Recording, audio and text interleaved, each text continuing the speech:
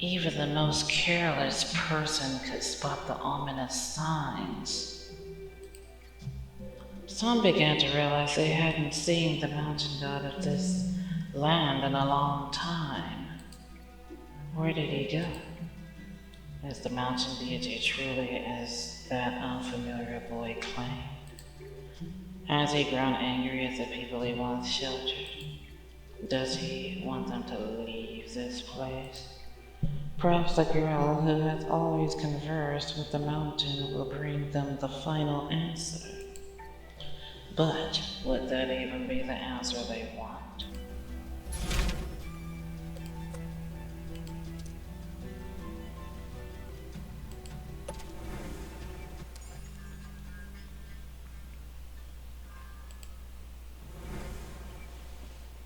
The mountain deity is suppressing the raging lava with their own body. But this isn't a long-term solution. There are still several lava gathering cores within the cavern. I can absorb them one by one, sharing his burden. This way, I'll have more strength to focus on other things.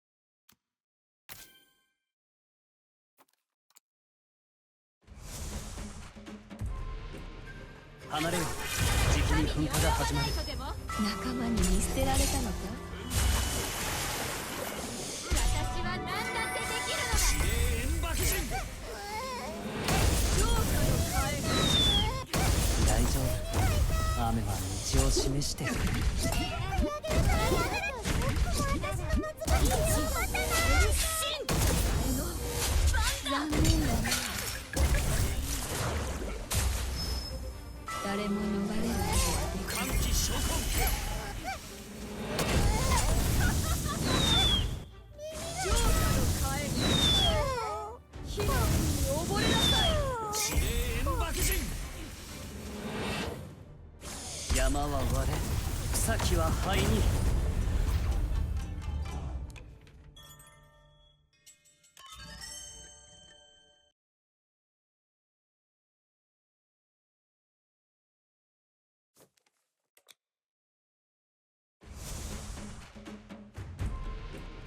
離れよ、じきに噴火が始まる。これはあなたが見捨てた苦しみだ。私は何だってできるのだ。ここで倒れる。大丈夫。雨は道を示してくれる。揺るがない。痛くも痒くもない。これで全てが終わる。倒れはしない。誰も逃れる。倒れる。ここ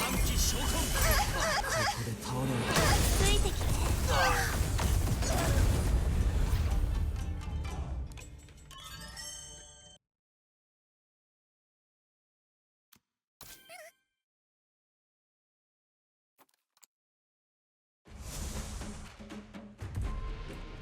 離れよ、じきに噴火が始まる。最後の心を守ってくれ。私は何だってできるのだ。大丈夫、雨は道を示してくれる。残念だね。揺るがない。かゆくも痛くもかゆくもないし。残念。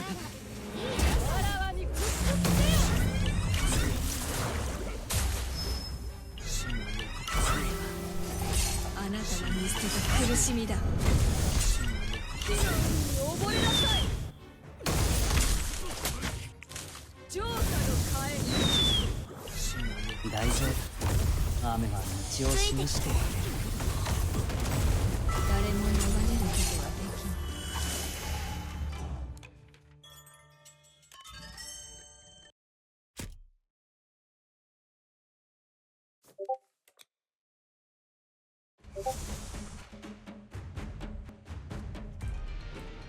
離れよ、じきに噴火が始まる。これはあなたが見捨てた苦しみだ。私は何だってできるのだ。浄化の替え。大丈夫、雨は道を示してくれる。残念だな。残念だね。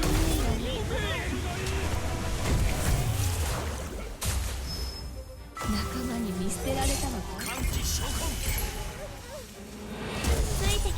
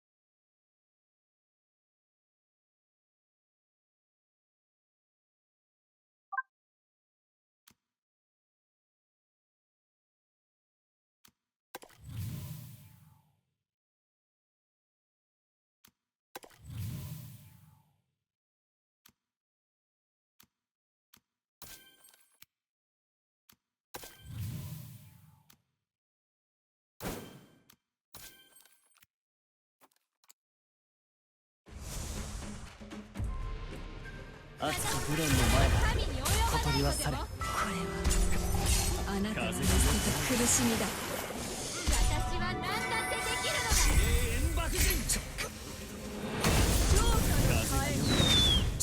山にはそれぞれの役目がある。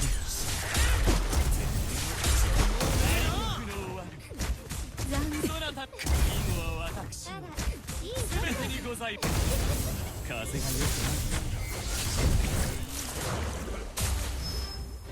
最後。歓喜召喚。大丈夫。雨は道を示して草木は灰に。私は何だってできるのだ。誰も逃れることはできない。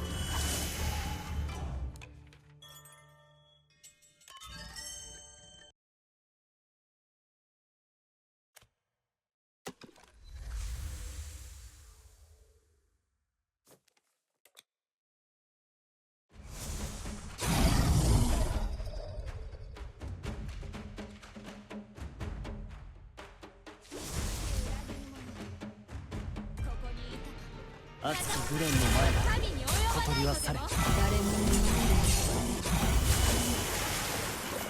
私は何だってできるのだ。貴様も愛に狂うの。山にはそれぞれの役目がある。痛くも痒くもない。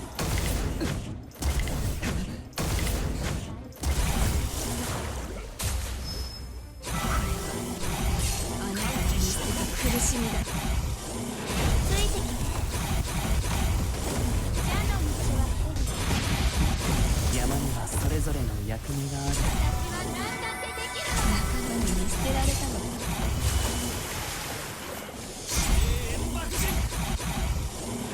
山は割れ、草木は灰に。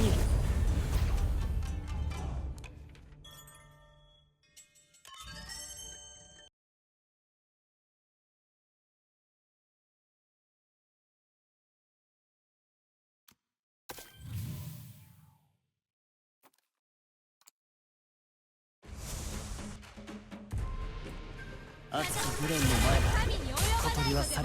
最後の心を守ってくれ。私は何だってできるのだ。貴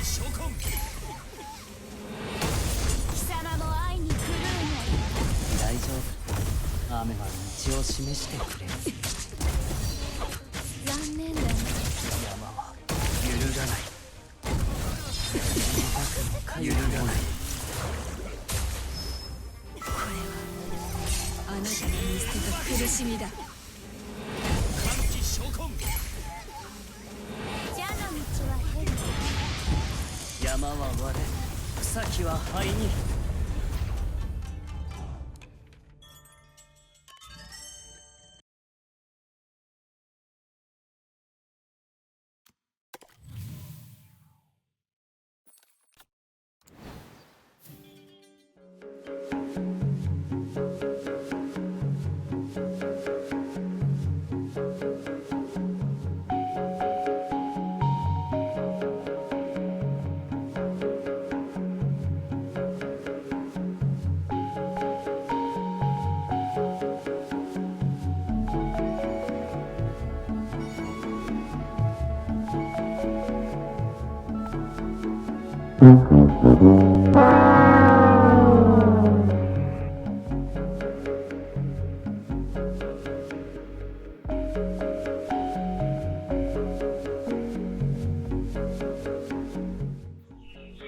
The volcano is about to erupt. The creatures of the mountain have already begun to migrate. Some still hesitated, but instinct filled them with uncontrollable fear. In places unseen by people, the mountain god who protects them has given them everything. Once again, he places hope in the hands of a divine messenger he trusted. Even though they may not remember those complicated and entangled past events, yet they will still strive to pass on hope. The curse has lifted. Perhaps this time they will fulfill the ancient prophecy.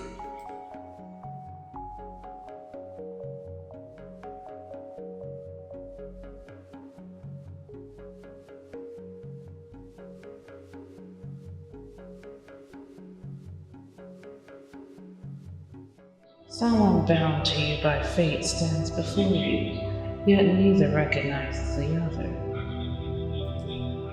This really isn't a good way to start a story.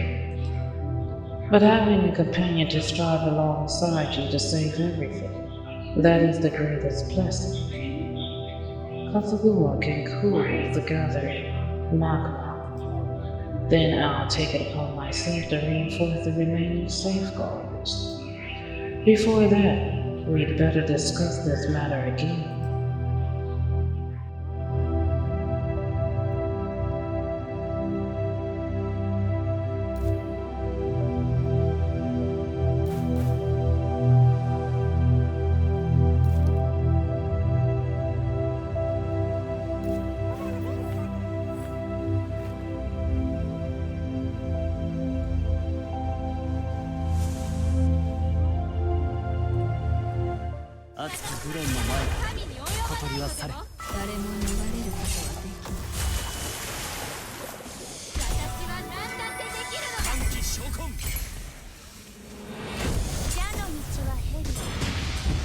山にはそれぞれの役目がある。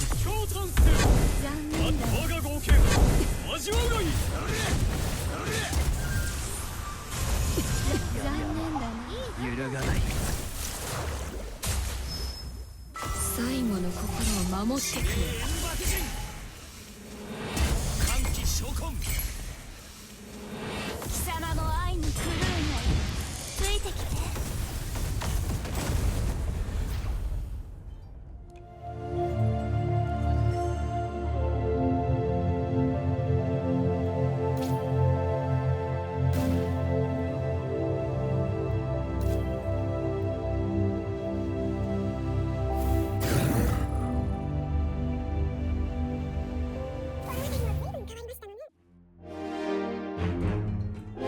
熱きグレンの前だ。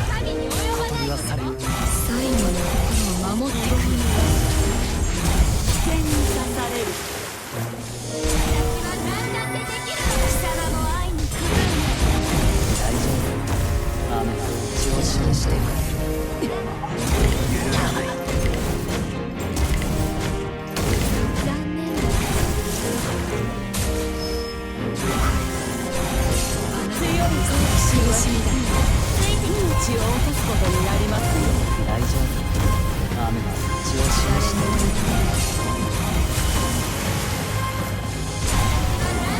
希望には危険に刺される。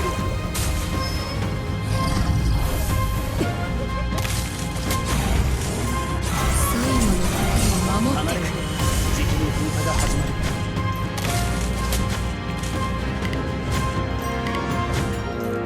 残念だが見捨てられたのか。強い好奇心はそんな道を戻すことになりません。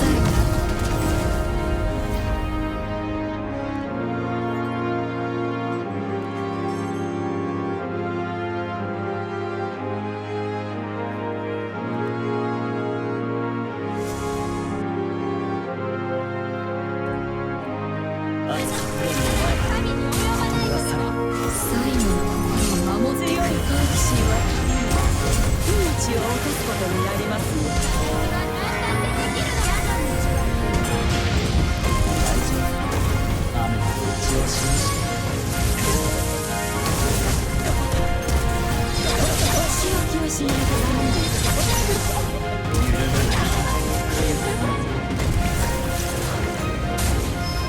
リボンには山危険に刺される。先は灰に。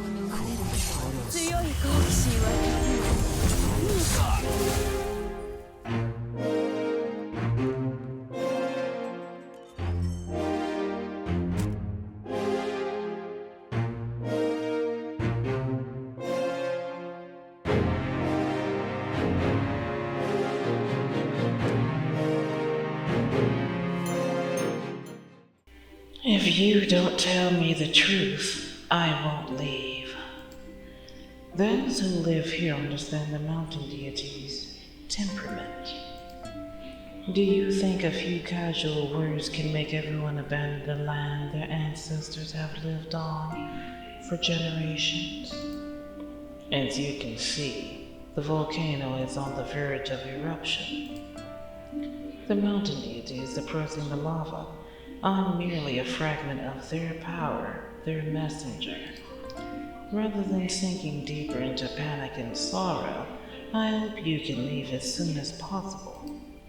We too have our own thoughts, capable of making decisions and choices. You should have been honest with me from the start. Now, let me help you.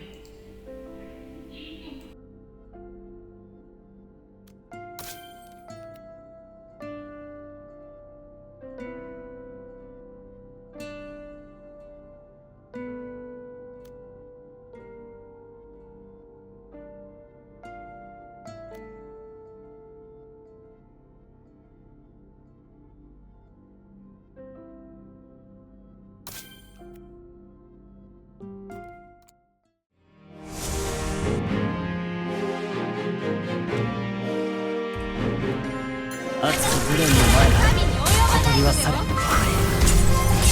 強い好奇心は君だ命を落とすことになりますよ。私は何だってできる。大丈夫。雨は道を示してくれる。残念だな。お仕置きをしないとダメなようです。残念だな。お仕置きをしないとダメなようです。残念だな。揺るがない。誰も逃れるリボンに待つ。山は刺される草木は灰に。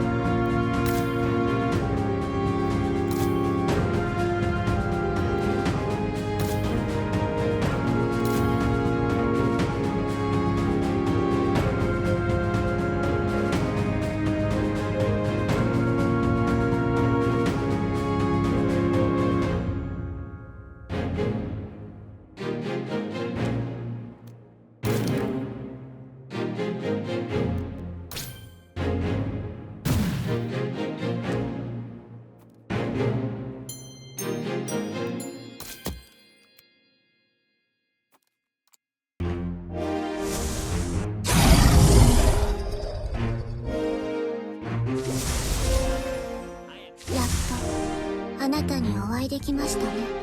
離れよ。じきに噴火が始まる。私とあなたが見せた苦しみだ。リボンに割る剣に刺される。山にはそれぞれの役目がある。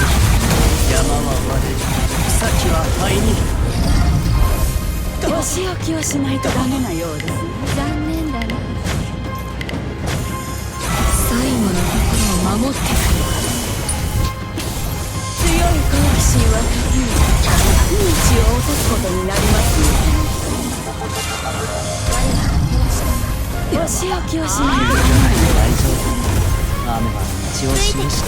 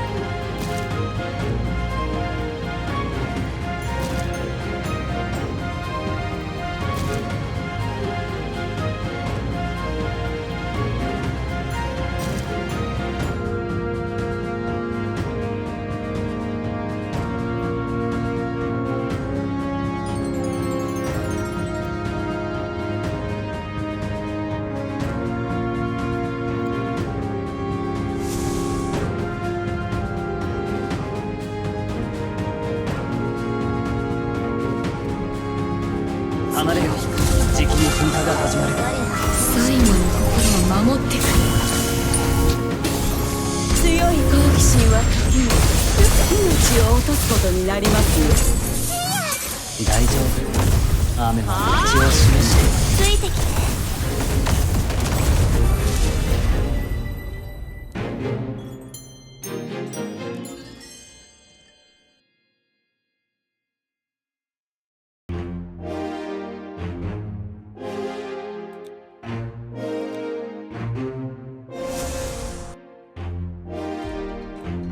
熱きグレンの前だ。小鳥は去れ。誰も逃れることはできない。強い好奇心は時に命を落とすことになりますよ。大丈夫。雨は道を示している。揺るがない。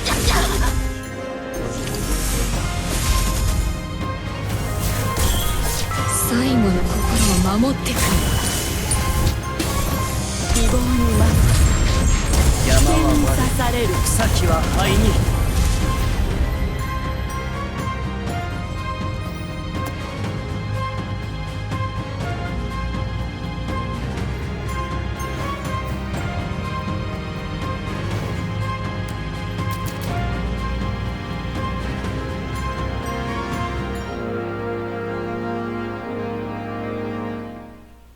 A single failure will halt the march forward, but repeated failures inevitably breed despair in one's heart. Deep in the mountains, magma surges as if appearing out of thin air, as if this calamity was destined to befall us. Perhaps this isn't the best time to reminisce about the past, but it would be a shame to leave the memories of this mountain now forever. There's still much to be done. It's too early to give up.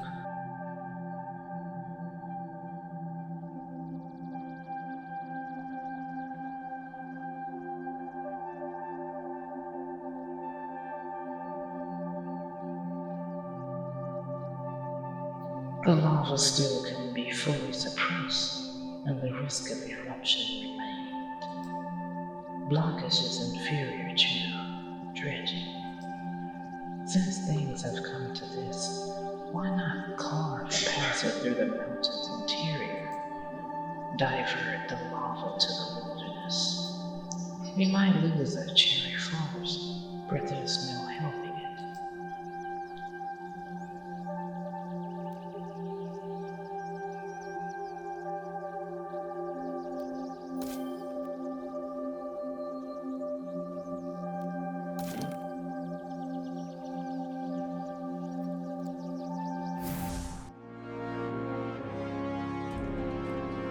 離れよ。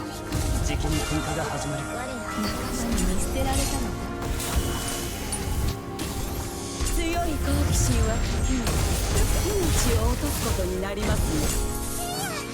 大丈夫。雨は道を示している。お仕置きをしなく残念だね。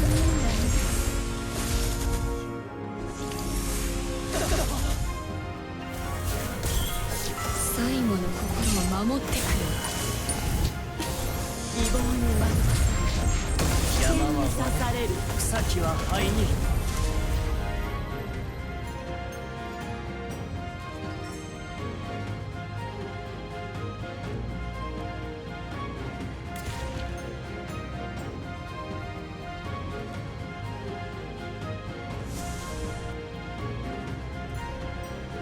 離れよ。じきに噴火が始まる。仲間に見捨てられたのか。強い好奇心は時にお仕置きをしないとダメことになりますよ。大丈夫。雨は道を示している。ついてきて。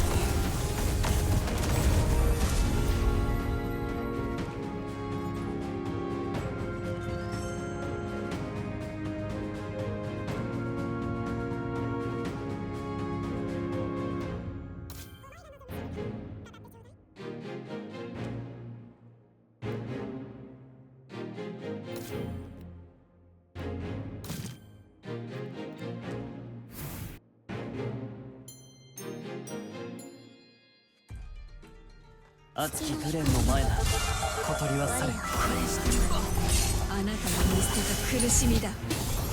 強いい好奇心は今お仕置きをしないとダメなようですね。大丈夫。雨は道を示して通りを進め。これで全てが終わる。これで全てが終わる。残念だね。誰もいない。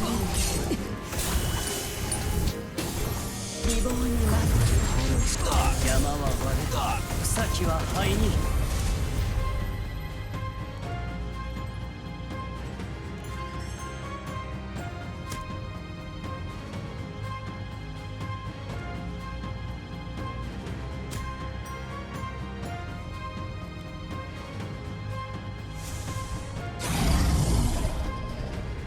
熱きグレンの前だ。小鳥はされた。最後の心を守ってくれ。強い好奇心は今お仕置きをしないとダメことになりますよ。大丈夫。雨は道を示して。ついてきて。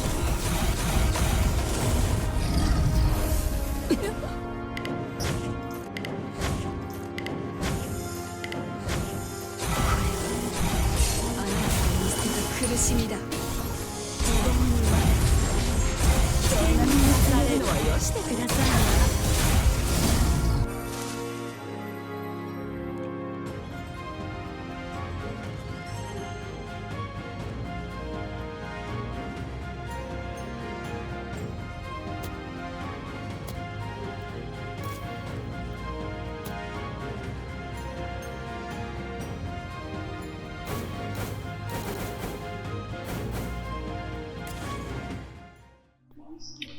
Digging a channel inside the mountain now might divert the flowing magma away from it. This might be a viable solution, but it requires tremendous power. You're not the only one protecting it. Oh my goodness. You're not the only one. Oh my gosh. You're not the only one protecting this mountain. Together, the two of us can surely achieve our... Together, the two of us can surely achieve our goal. Then, let's go there now. I gotta figure out how to mute Steam when I'm recording.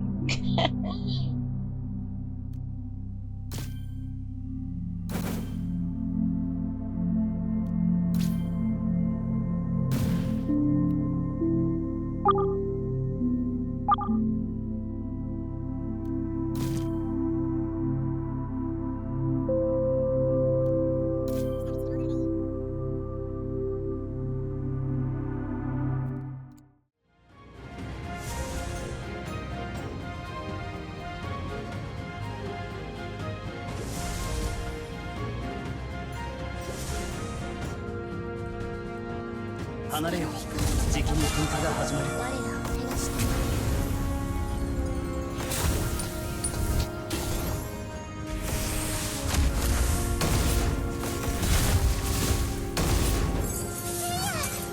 大丈夫。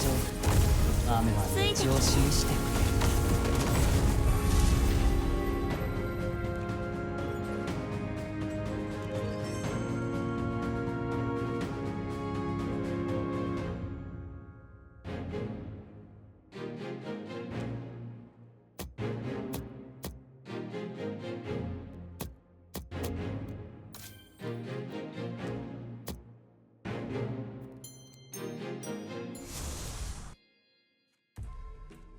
熱きグレンの前だ。小鳥は去れ。私と一緒に戦士です。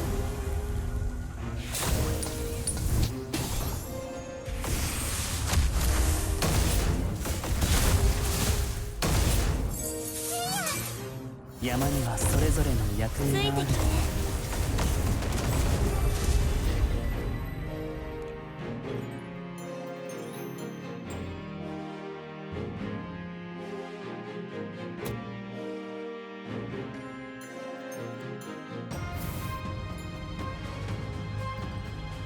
熱きグレンの前だ。小鳥は去れ。照らして。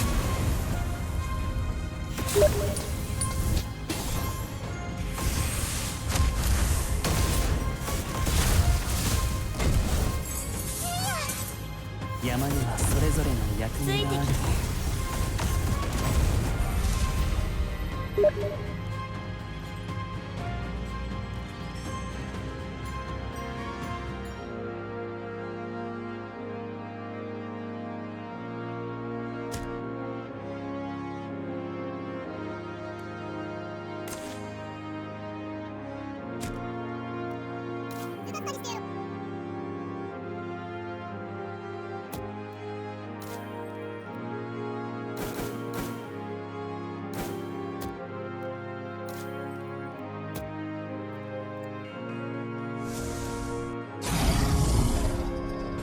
きグレンの前だ。小鳥は去る。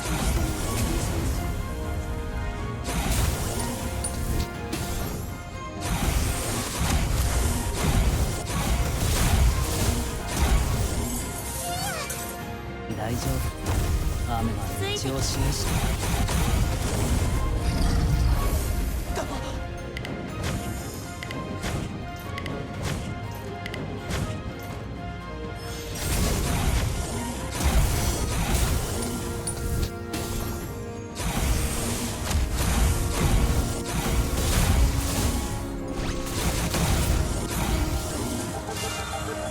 山にはそれぞれの役目。山は割れ、草木は灰に。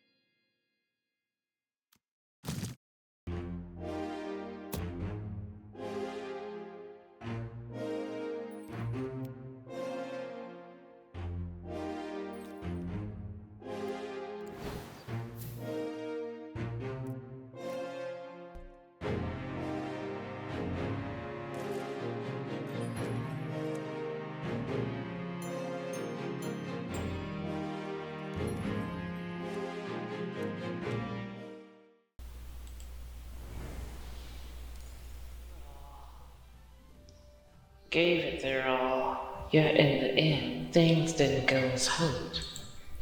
Is this how the story ends? It seems we've reached the very limits of this mountain.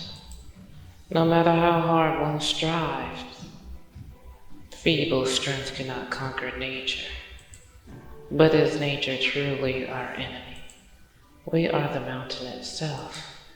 Preventing the volcano's eruption is the mountain's act of mercy, fighting against its own life cycle. Perhaps the time to let go has come, and the mountain will protect all life here until the very end.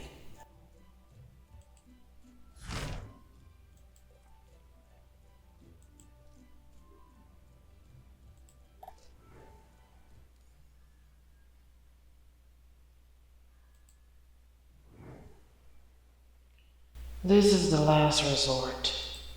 Let me return to the mountains once more. Slowing down the flow of the lava should buy them a little more time. Everything is nearly over.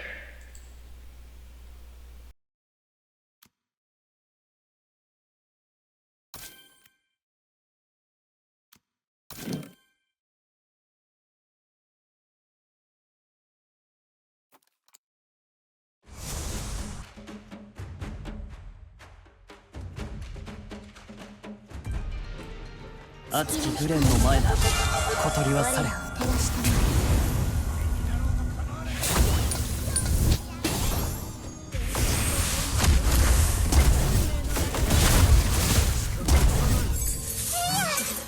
大丈夫。雨は道を示してくれる。山は揺るがない。痛くも痒くもない。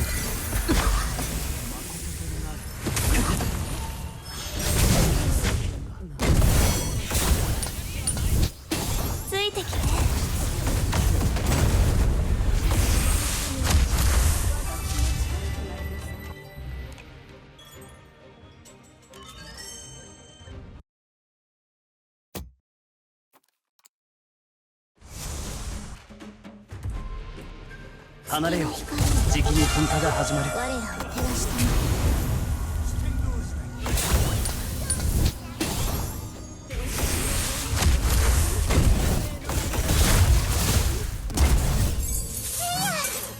山にはそれぞれの役目がある。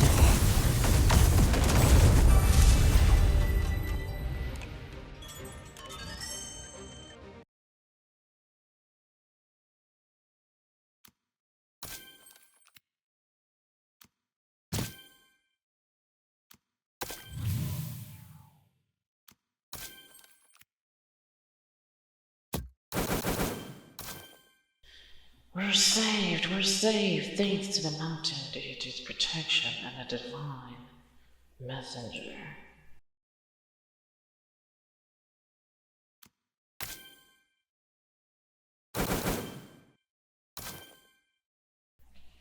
As long as everyone's safe, but the houses, the fields, what are we going to do?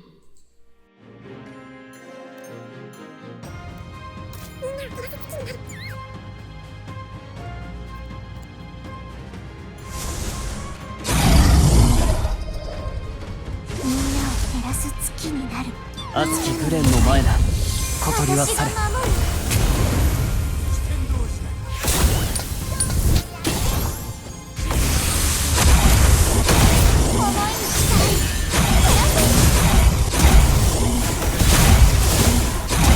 大丈夫。雨は道を示してくれる。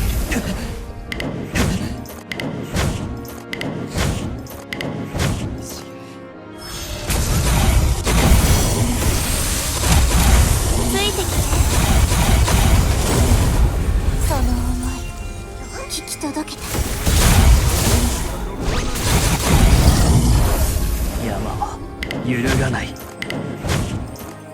山にはそれぞれの役目がある。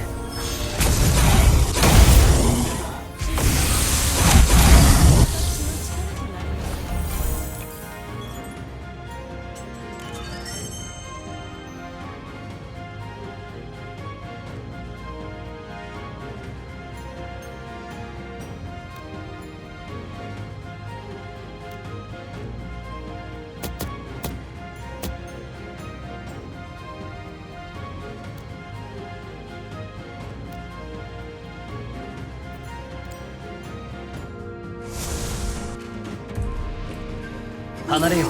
じきに噴火が始まる。私が守る。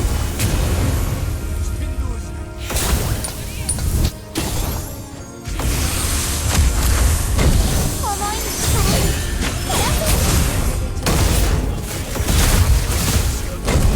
力。山にはそれぞれの役目がある。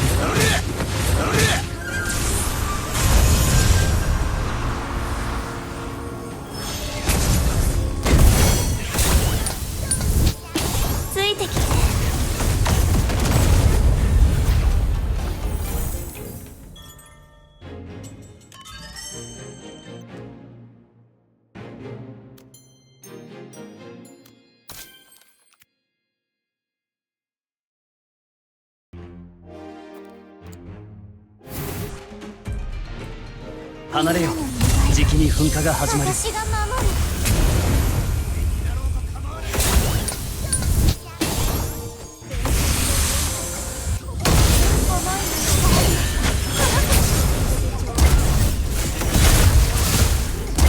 大丈夫。雨は道を示してくれる。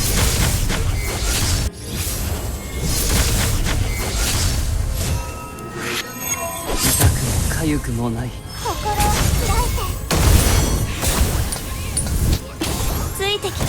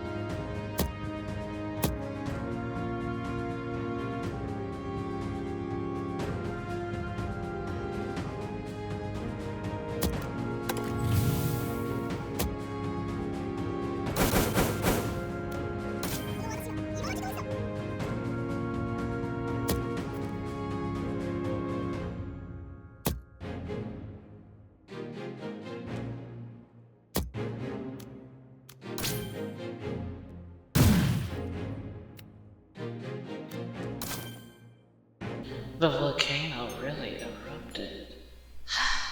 I just wanted to go home.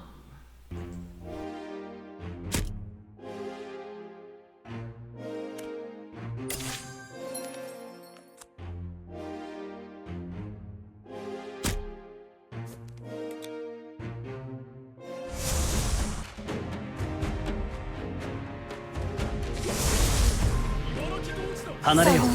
じきに噴火が始まる。届けた。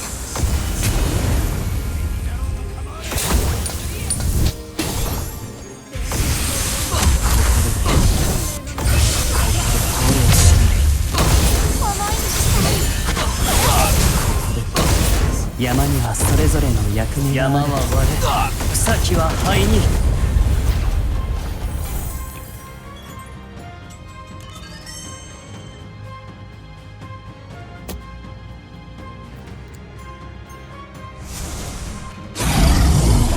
熱きグレンの前だ。小鳥は去れ。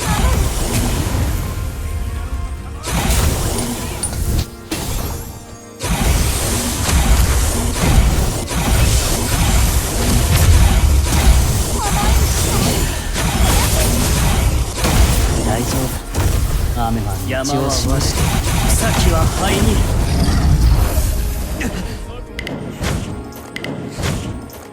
山は揺るがない。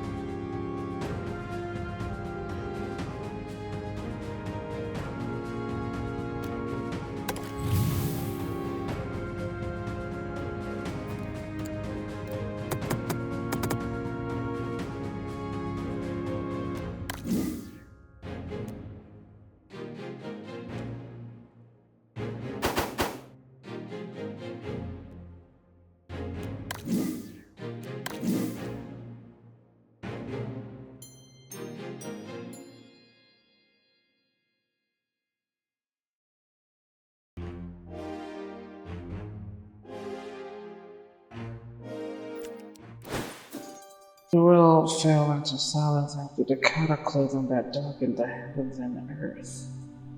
Beneath the scorched earth, life lies hidden. Greenery will return, flowers, birds, insects, and fish will thrive once more. The divine envoy born from the petrified cloud has forged a new incarnation through the tempering of magma, reborn within its fiery depths. They will continue guarding this mountain range until it recovers its former vitality. By then, those who had left the mountain could also return. The cherry blossoms of the mountain's base will bloom again in time. When the forest grows anew, the slumbering mountain gods should open their eyes once again. It will be a familiar yet entirely new world.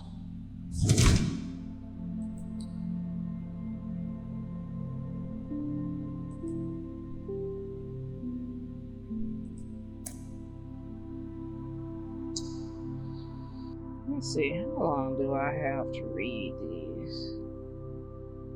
At the 20th? What in the September 2nd, 3rd? Yo, is this supposed to be the 2nd or the 3rd? Come on, man. Yo.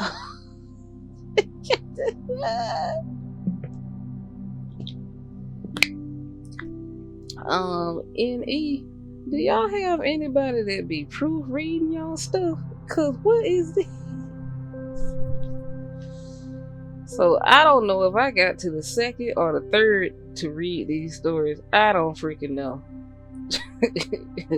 I don't know. I ain't read none of this stuff yet. Cause it be messing up my videos when I play the event, then I go to the story. Play the event, go to the story. I haven't even tried summoning because NetEase, you don't give us time to accumulate enough jade and the other stuff to be able to like go to the summon room. Like, you know, you're not giving us enough time. After an event, here you come with another event, and then another event. I actually kind of hope next month will be a blank month. No events, no nothing. Just the regular little mini events, and then let us like do our own thing. Like, cause man, that's too much.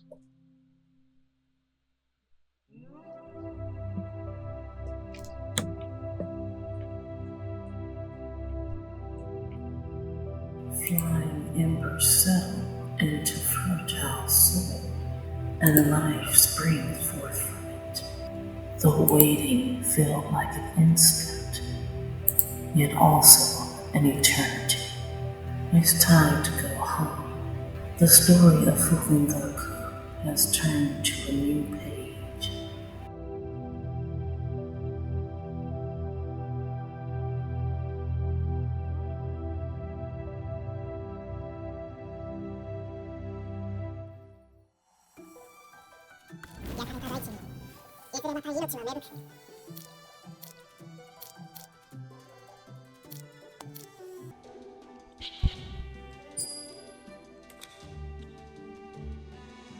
The village at the foot of Fukengaku is now actively preparing for the Mountain Chase Festival. During this festival, villagers trek up the mountain path. At night, their ignited torches form a winding trail of flickering lights. They circle the mountain, giving thanks for the mountain god's blessing over the past year, and praying for continued protection in the days ahead. Time flies so fast, it's already this time of year again. Though it's not like we never see the mountain deity maintaining a sense of ritual, has its merits after all. Who doesn't love the festive atmosphere? Kazugumo said the same, so she went hunting in the mountains early today. Festivals call for a feast, after all. She should have been back by now. Could something have happened to her? How could that be? That's Kazugumo we're talking about. She emerged from the mountains and stayed with us. How could the mountains let harm come to her? That makes sense. When she arrived here, she couldn't remember anything except her own name.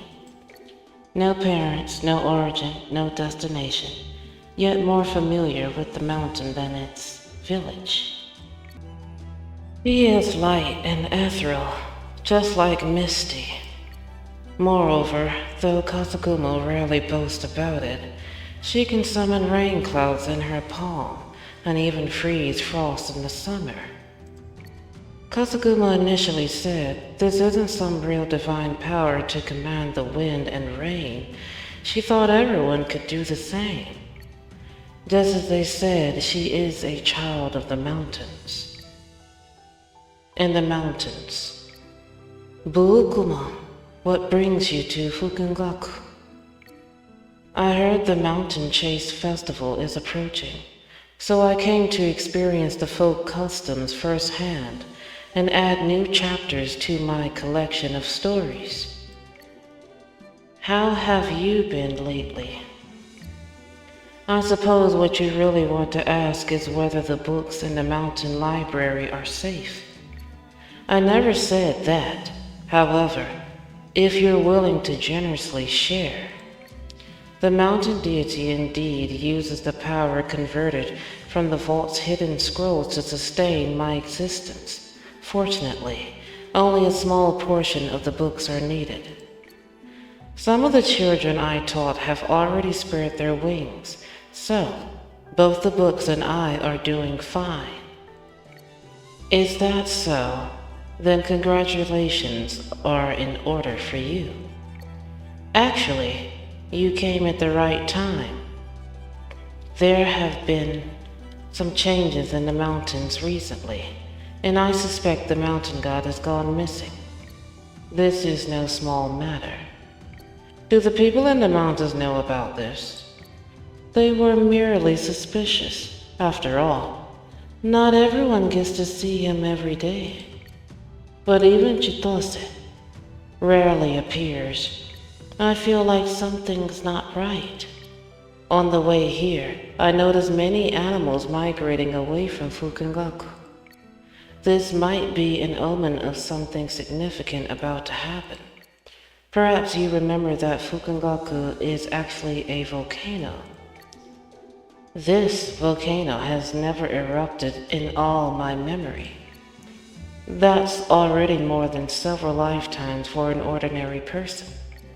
I heard she's also in this village. Do you have any news about her? Ah, you mean Kasugumo. She regained her physical form, lost all memories, and now resides in this village at the mountain's foot. The mountain god said she could serve as a bridge between people and the mountains. I see. Wait, shh. Let's step aside for now. Someone's coming. Strange, I can't seem to find the way down the mountain today. Kasaguma bent down to inspect the man-made stone pile beside the path. She had built it on her second passage here, and now she was passing it for the fourth time. Try retracing your steps this time. Perhaps from higher ground, the path will become clearer. She suddenly held her breath. Before her eyes appeared a young man who seemed to come from nowhere. Kasaguma had never met him before, yet he gave her an eerily familiar feeling, just like the mountain itself. There's actually someone else here. I am Fuken, and who are you? My name is Kasaguma, and I live in a village at the foot of the mountain. Today, I went into the mountains for a hunt, but got lost. Do you know the way back down? You can't even find the way down, yet you dare venture into the mountains alone. You've misunderstood. It was an accident. You don't owe me an explanation. Come with me. The path down is this way. Kasaguma followed the boy, weaving through thickets of shoulder-high shrubs and dense clusters of pine and cypress. I was clearly just here. Really? Then you shouldn't have gotten lost. But this path shouldn't be here, and the stone piles I built when passing through are gone. The mountain feels strange today. The young man suddenly stopped in his tracks and looked at her with a serious gaze. What exactly is strange about it? Hearing this, I just think it's your own poor memory. Now you're willing to listen to me again? My navigation through the mountains relies not on learned paths, but on a feeling. I know this mountain as if I've accumulated lifetimes of impressions of it. If I close my eyes, I can hear the mountain's heartbeat. This sound lulls me to sleep at night, and the paths I walk in my dreams are real, trails that exist in the mountains. But today it feels unfamiliar to me. With the Mountain Chase Festival approaching, I entered the mountain seeking guidance from the deity, yet I couldn't see him either. I don't like the way you sound when you make that noise. The mountain god is angry. What did you just say? The people below the mountain acted improperly, and now the mountain god is enraged. Worse things than today may happen each passing day. I advise you all to move away from the mountain as soon as possible. You have no idea what you're saying. Do you think you can speak directly for the mountain god? The people at the foot of the mountain have lived here for generations. This is their home. Though I can't claim to understand that mountain god, he would never drive them away for this. I knew it wouldn't be that simple. I heard what you said. Now, let me tell you this. Not only will I prevent anyone from leaving, but I will also uncover the reason behind your actions. Is this your prank? What are you trying to gain from this? Every word I've said is true. You must leave this place as soon as possible. This year's mountain pilgrimage festival will not proceed smoothly. The mountain god no longer protects you. If you insist on staying, only greater horrors will follow. Don't say I didn't warn you. And so, the figures of the boy and the girl faded into the distance. Their voices clashed fiercely, neither yielding, yet their silhouettes stood shoulder to shoulder. Oh wow, this is...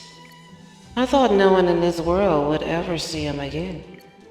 The former Fuken made a sacrifice, ultimately breaking the sorrowful cycle of karma. The mountain deity returned to its rightful place and the soul of Kasaguma was set free. I thought this was the end of everything. It seems they don't remember anything that happened back then. There's a reason for everything. If something major is about to happen, they will surely play a crucial role in it. Perhaps everything is under the full control of that mountain deity. Okikumushi fell into silence, gazing at the still verdant mountains.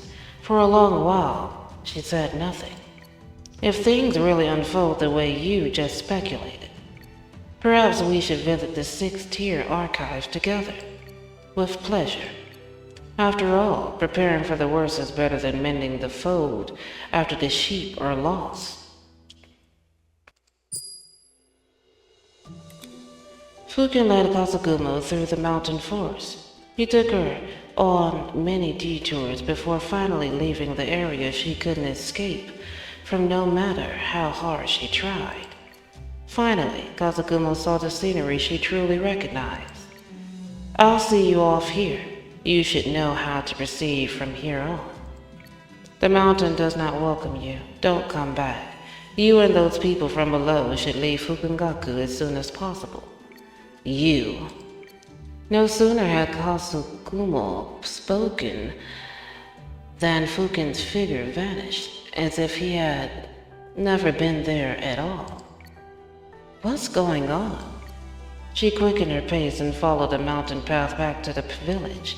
It was already late, and someone at the crossroads held up a torch as soon as they saw her. Kasaguma, Mio, why are you waiting here for me? Since you didn't come back for so long, I was a little worried. Why are you so late today? Did something happen in the mountains? You might not believe it, but I actually got lost in the mountains. Luckily, I met someone who guided me down. Is there anyone who knows the mountain paths better than you? I also thought he was acting strange. Guess what he said? He claimed the mountain god was angry. That's why this happened. He even said the mountain god wants everyone to leave immediately. Talking about such far-fetched things out of nowhere must be some kind of strange prank. I think so too. However, there have indeed been some changes in the mountains these past few days. It's best to warn everyone to be cautious if they plan to enter. Don't worry. If it's about the mountains, we'll follow your lead. The festival feast is about to begin. Put down your bow and baggage. Everyone's waiting for you. The mountain pushing festival proceeded as usual in a lively atmosphere.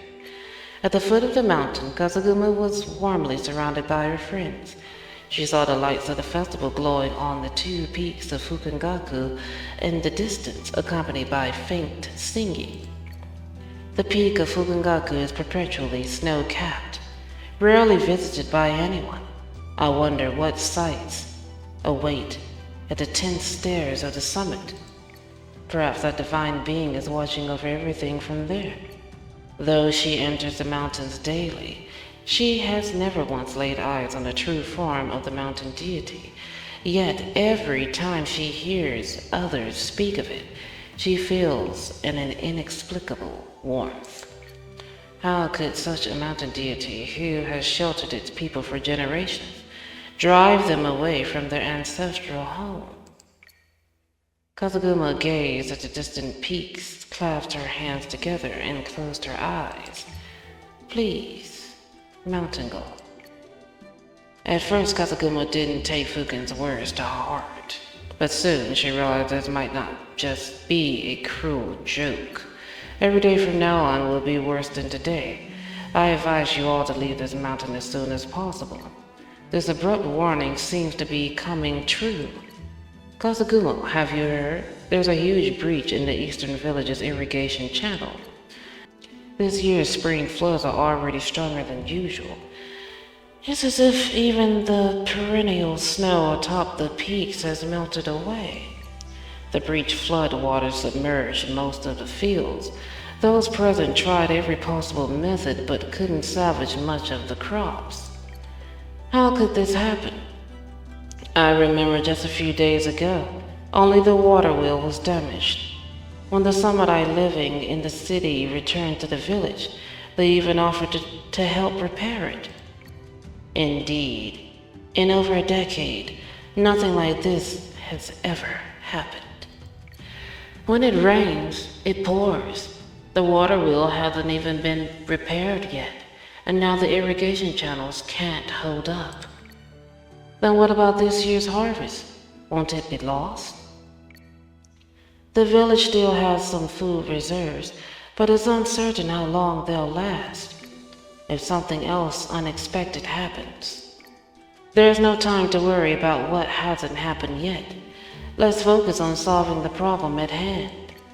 All right, I'll take you toward the trench. Let's see if there's any way we can help.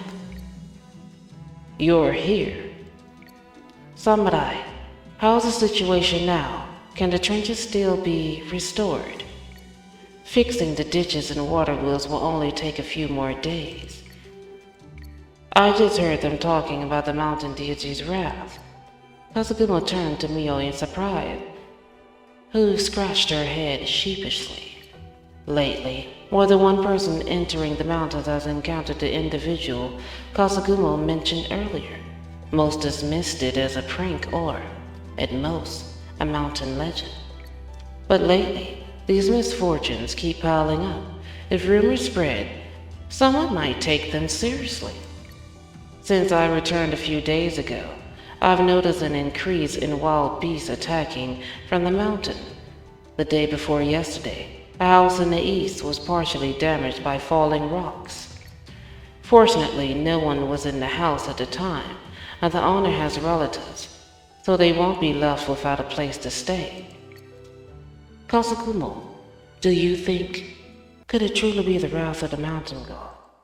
After all, it's been a long time since anyone had seen the mountain deity. Even if unrelated to the divine, these signs all point to one thing. Staying here any longer may invite greater calamity. Then, should we move away from here? Villagers working nearby noticed a small debate unfolding and gathered, joining the discussion. Perhaps we've demanded too much from the mountain, so it's angry with us. We should repay all this and make amends for our mistakes. Generations have lived this way here. What wrong have we done? The mountain god has never punished us like this before. Besides, what if things aren't as that young man claimed? What if the real trouble lies with Fukengaku, the mountain itself? Does that mean we'll have to abandon the mountain and our home? I don't sense the mountain's fury fire. Even the one who drove me away without reason that day, I only found his words and actions odd. Speculation alone is meaningless, since these doubts arose because of me. I'll be the one to uncover the truth. Kazaguma, are you going into the mountains? It's far more dangerous now than before. It's fine. Like you said, no one in the village knows the mountains better than I do, right?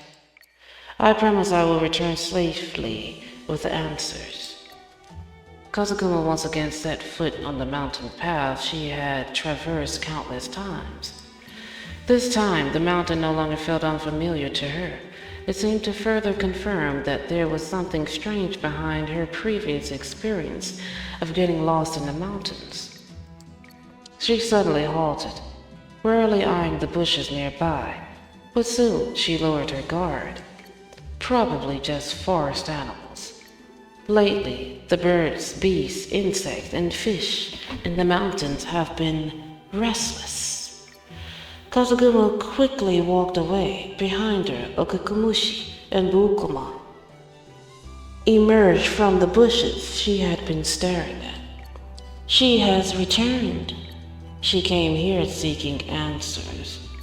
This time, how will she react to the answers she finds?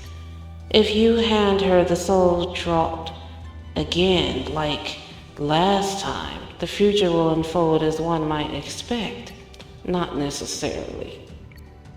The shackles entwined around their lives have been loosened, whether joyful or sorrowful. Past memories may only burden the newly born. What if they choose to remember on their own? Then it's not something I should interfere with. The majority of the books in the 6th-tier library have already been relocated. Don't worry, I'll take good care of them until the day you can return. So, are you leaving now? No, this is a special situation. Now that we know what's coming, it just doesn't feel right to leave alone. I think I'll stay for now. If I can help even a little, then I should. Moreover, with the story turning a new page, I'm curious to see what kind of ending awaits. Speaking of which, I have a new idea. Fuken couldn't have appeared out of nowhere. He deliberately approached Kazaguma, likely under his directive. Are you saying we could follow Fuken's trail to find the mountain deity? Instead of pointless speculation, why not just ask directly? So, are you coming with me?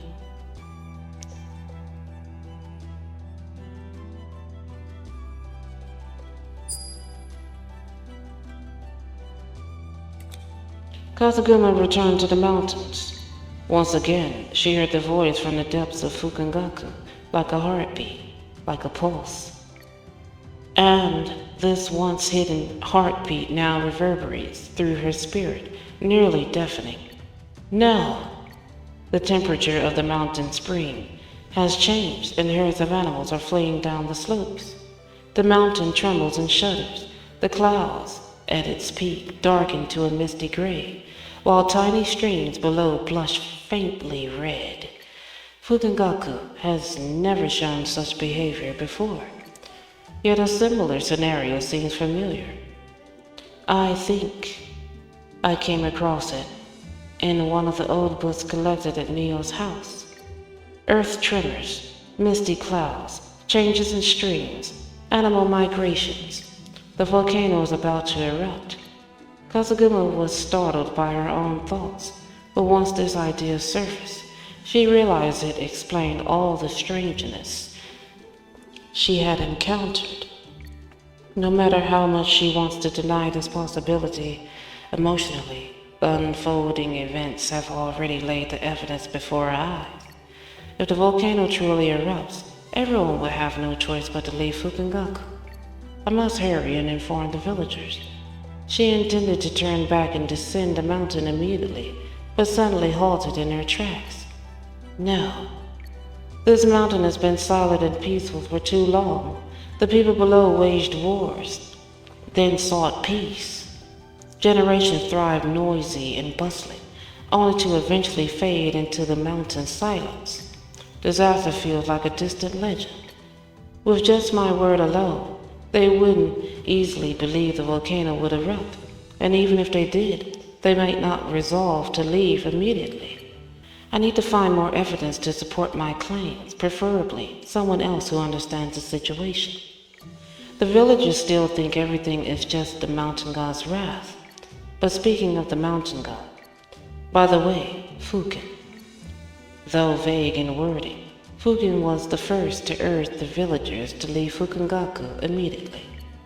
He might have known about Fukengaku's impending eruption long ago, but for some reason never told Kasagumo directly. If we can find him, we should be able to get some answers. Excuse me, are you looking for someone named Fuken? This was yet another voice that felt inexplicably familiar to Kasagumo. I am a spirit living in the forest. You can call me Kiku. Kiku, hello? Do you know Fuken? Where is he? Can you take me to him? I wouldn't say I know him, but this person has been wandering around the mountains every day lately. It's hard not to notice. Come with me. I know where to find him. Kasagumo followed behind Okukumushi. Traversing areas of the forest she rarely ventured into. You said you came from the mountains and were taken in by the villagers at the foothills. Do you really not remember anything from before? I don't remember. I only know my name and nearly every detail about this mountain. Haven't you tried drinking Soul's Reminiscence? No, the villagers once suggested I drink the soul-reflecting brew, but I refused. You belong here. The soul drop will work on you. I know, but... Look, the most important thing etched in my memory is this mountain. If I wish, I can return to the mountains any time. Meanwhile, the village at the foot has welcomed me. They're happy to be my family. There's nothing I wish to seek from the past. I see. My thinking was a bit narrow, but hearing you say that makes me happy for you. They stopped at the entrance of a cavern. Kasagumo had never seen this cave before. It looked impossibly deep, as if it could lead straight to the mountain's heart. We're here. This is the last place I saw. As for the exact location, you have to explore it yourself. Thank you, Kiku. No need to thank me. Perhaps you already have. Kasagumo watched as Okukumushi departed, heading in a direction where swarms of butterflies and moths seemed to flutter their wings. Phew. Seems like the only option is to go in and investigate. Kasagumo adjusted the bow on her shoulder and the curved blade at her waist. She steeled herself and ventured alone into the seemingly bottomless cavern. The path to the bottom of the cavern twisted and turned, as if Kasagumo walked through the veins of the mountain. At first, they were ordinary. Some shade-loving plants even grew in the darkness. Later, the surroundings grew increasingly dry, and the air she breathed turned scorching. What is this place? You'd better watch your step. Fuken! Fuken emerged from the deeper cavern, and on his calm expression, Kasagumo could discern a trace of anger. I told you to leave this place. As I said, we can't leave without a reason. You could have just told everyone the volcano was about to erupt. Why lie and claim it was the mountain god's will? Fuken was caught off guard by the question, and the deliberately unfriendly persona he crafted showed clear cracks. Follow me. He pressed on relentlessly toward the depths of the lines, while Kasagumo chased after him, taking in the shocking sights within the cavern. Soon, they wouldn't be able to advance any further. Deep within the cavern, a strikingly handsome deity sat calmly in a pool of molten rock. His eyes were gently closed, his expression serene, as if taking a light rest. Fuken bore a striking resemblance to him, but Kasagumo could easily tell them apart. Lord Mountain God? Calling out to him like this, he won't hear you. Kazaguma looked down and noticed an ancient-looking stone turtle had appeared by her feet at some point. Chitose. Lord Mountain God uses its body to suppress the earth veins, preventing more magma from rising, delaying the tremors, and buying as much time as possible for the mountain's inhabitants. Though, for a mountain, suppressing an eruption is like a mortal holding back a sneeze. But over time, it becomes unbearable even for the mountain. Surely you can imagine that, right? A volcanic eruption would inevitably devastate the entire Fukengaku, and all life depended on it. While the mountain deity is suppressing the lava, they cannot move freely. So, they split off a portion of their power as an envoy to evacuate the locals. Me. I have reservations about the method you've chosen. Just as I said at the beginning, you not only refuse to heed good advice, but also dismiss the signs of danger right before your eyes, believing you can handle everything yourself. Wait, those incidents, they're connected to you, aren't they? No one was truly harmed, with unexpected incidents increasing daily. I've prevented some greater losses, though not all. I just want you to understand that this place is no longer habitable. You can't keep going on like this. You should have told me directly from the start, sought my help, and trusted the people in the village. If that's so, then the omens in the mountains must already be clear enough for you. Why insist on finding me? The villagers believe in the will of the mountain deity. I thought only this could dispel the complacency in their hearts. I thought you'd understand what I meant. I understand now, if only you had told me earlier. You might not have believed me back then either. We don't even know each other. To you, I'm just a stranger who suddenly appeared in the mountains. Just a pair of kids. Is there any point in arguing about this now? Fuken and Kazaguma fell into silence. After a long pause, Kazaguma was the first to speak. Since our goals align, from now on, you must not hide anything from me. I'll do my best. Chitose tugged at Kazagumo's sleeve. He's quite paranoid and rather stubborn, though I don't know why, after all, logically. He was only born not long ago. Kazaguma couldn't help but laugh, while Fuken looked somewhat embarrassed, though he eventually dropped his guarded stance. I'm really not cut out for playing this kind of role. Since you don't approve of my approach, I'd like to hear if you have any better ideas now. I have an idea, but it might be a bit risky. You might think it's far-fetched, but I believe it's worth a try. You have the mountain god's power, and I have mine, though I don't know where it came from. We can find a way to cool the accumulated lava. Once the lava solidifies, even if seismic activity is unavoidable, it can still minimize the intensity of a volcanic eruption. Perhaps this could also lighten the burden on the mountain deity. If we act in time, we can stop this eruption completely. Perhaps we can even preserve everything in this calamity. Well, will you do it or not? Just as you said, I think it's worth a try. But time is running out. We must act immediately.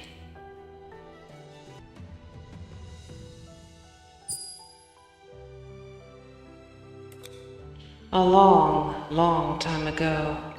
Lord Mountain Deity, are you certain about this?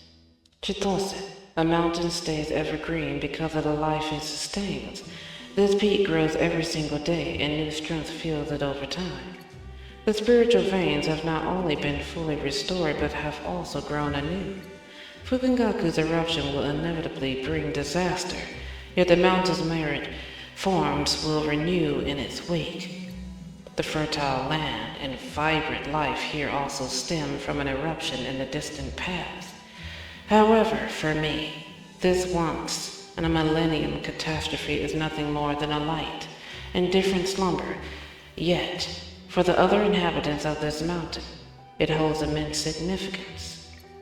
Just as the time was ripe, I brought Kazugumo back among the people. I also separated Fuken from the divine concealment once more, guiding the mountain's beings and using them as messengers to relay my words. Back then, I used fertile soil and twilight clouds as catalysts, with cloudstone as a foundation to create these two divine messengers, hoping they could fulfill part of my duties. Now that the curse is gone, it's their time to shine. You've always been this stubborn. I know I can't win this argument. But what if this time also ends in tragedy? This critical moment can't afford any mishaps.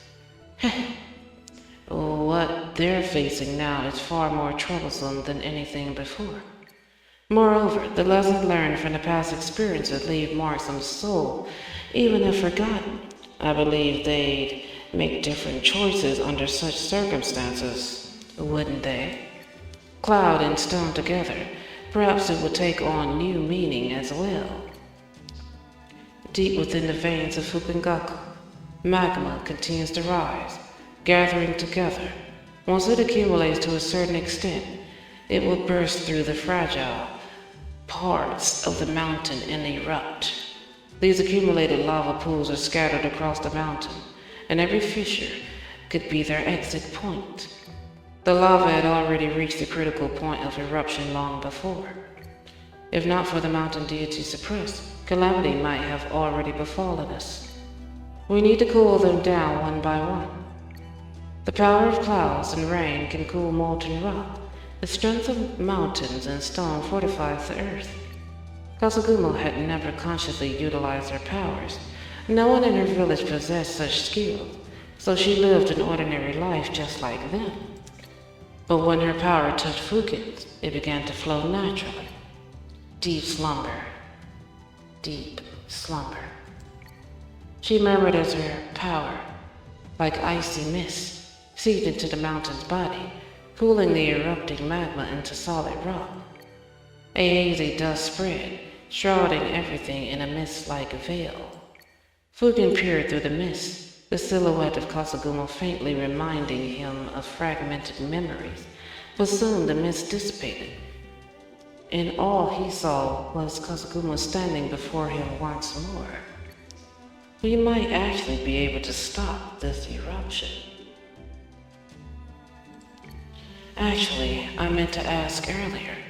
You were recently born from the mountain god's will, so the creatures of this land hold no emotional ties to you. Doing all this would drain your strength immensely. Have you gone this far just because the mountain god demanded it? Of course not. Though, it was indeed a bit odd for him to act this way. If the mountain god only needed a mere messenger to round the peace, why grant me the capacity for independent thought? But you've started thinking for yourself, and still wish to help the people below out of genuine kindness. You're right, I've never met the creatures of this land before, so there should be no emotional ties between us. But I was born as part of the mountain, and I wish for Fukengaku to remain safe and stay everlasting. Besides, during these days, I've been evacuating the birds and beasts of the mountains, as well as the wandering mountain spirits. Even if our acquaintance has been brief, I hope we'll meet again in the future, and the same goes for those from below the mountain whom I've never met. You're thinking about this from the mountain's perspective? A volcanic eruption is merely part of nature's cycle. What different is it to him than a single breath? Yet, for the sake of the creatures within the mountains, even the gods hold their breath. So that's how it is. Either we must quell this disaster or guide the living to a safe place. This is why you've been rushing about. And you came here for the people below the mountain? Having confirmed this, they fell silent again. Kazaguma and Fuken climbed together toward the summit, where even the 8th tier no longer felt unbearably cold. As the restless lava cooled in various places, they could hear the agitation deep within Fukengaku grow faint when they closed their eyes. At most, one more spot, or two. They'll see the dawn of success. What will you do once all this is over? Perhaps the mountain god will take back the power and form granted to me, erasing my existence from this world. That would be too cruel. Actually, I don't think he would necessarily do that. I do feel reluctant to leave, because I can't help but imagine what life would be like living here. Life holds countless possibilities. Perhaps I'll become a divine envoy, a scholar, a ranger, a warrior. Living in Fukengaku is a truly blissful thing. I've heard villagers speak of turbulent times in the past, but thanks to our ancestors and the mountain deity's blessings, everything is peaceful now. One generation plants the trees, another enjoys the shade. I suppose we're doing our part to plant trees now. Fuken smiled. The smile seemed more genuine than any emoji he had shown before. I hope so. This is the last book. Coincidentally, they should have cooled down to the last spot where the lava accumulated. Kazaguma and Fuken, it seems they might truly be able to stop Fukengaku's eruption, though I still have some uneasy premonitions. In any case, I've already sent my students ahead. Last time you followed Fuken and found the cave where the mountain god temporarily resides. Didn't Chitose already explain everything to us? Now we know the mountain deity was always one step ahead, planning for this long ago. Perhaps this is a scene from one of his beloved period dramas. He is not the kind of deity who would treat human suffering as mere entertainment. Yet it's undeniable that he sometimes employs rather severe measures against those who harm the mountains. For the two divine envoys, this is indeed another rigorous trial. Fortunately, the mountain god is a fairer and kinder judge than the fate itself. Now, even the 6th tier temperatures have cooled down. Bukuma. Bukuma. Can you feel it? The mountain seems to be trembling. How could it be? Seems my bad feeling was right. Either way, let's head to the cavern first and assess the situation. At the last of the lava cooled, Kazaguma and Fuken barely had time to celebrate before its spinning whirl overtook them. This time, the tremors from the mountain were stronger than anything they had felt before. Birds scattered in alarm, casting chaotic and ominous shadows under the crimson sun hanging low in the horizon. Earthquake? Was that an earthquake? What's going on? This should be the last spot. Even if the earth shakes, it shouldn't trigger another eruption. No, new echoes have emerged within the mountains, and fresh magma has formed once again. Oh no, could it be the mountain god? Wait, this magma doesn't seem to originate from the ley lines. It's not the natural melting of Fukengaku's mountain body. It's almost as if they appeared out of thin air. The cave, the mountain god, who had been meditating with closed eyes, slowly reopened them. He looked at Okukushi and Bukuma and Chitose before him. His tone remained gentle when he spoke, making it hard to discern his emotions. Yes, Kiko, I had hoped they could directly prevent this disaster from happening. But something unexpected happened. The new lava doesn't originate from the local ley line. It's as if sunlight cast shadows of what was already there. Thus, it landed slightly off-center, but still in a position where everything corresponded perfectly. But now, I can't abandon the position I'm defending. Otherwise, what they'd face wouldn't just be an eruption. So, what happens next depends entirely on how the two of them respond now. That's true. However, we should have a little faith in them. I'll help too, Ribbit. What the hell? I thought she was some sort of worm or mantis or something. She's saying ribbit for. That don't make no sense. I'll do everything within my power. The mountain god can suppress the naturally existing ley lines, but what about these sudden eruptions of lava? The situation was already dire, and cooling them one by one like before would take too long now. Perhaps this calamity was destined to come. No, we can't give up here. The eruption is imminent. We must find a new solution immediately. Got it. The irrigation ditch. This year's spring floods are even more violent than in previous years, and a breach has been torn in the ditches by the fields of your village. Of course I haven't forgotten. This matter concerns you too, doesn't it? Anyway, to save the flooded fields, people would dig in another direction, or even more places. Blockage is inferior to dredging. I see what you mean. The magma itself can also be guided this way. But carving such a large diversion channel is a massive project. It can't be completed in a short time. Besides, no matter how carefully we control the trench width, it inevitably affects the surface. But if we dig underground, it's a different story. Just like that cavern beneath the earth, deep within the mountains, there are many pores and hidden currents.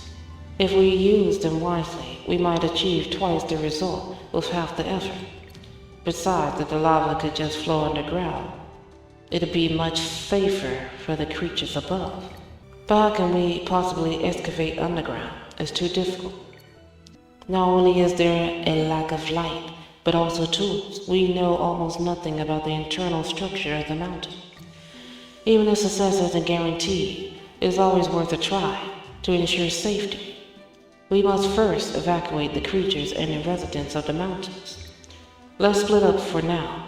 I'll wait for you at the foot of the mountain, and we'll go up together. Kasaguma nodded and Fuken turned to leave.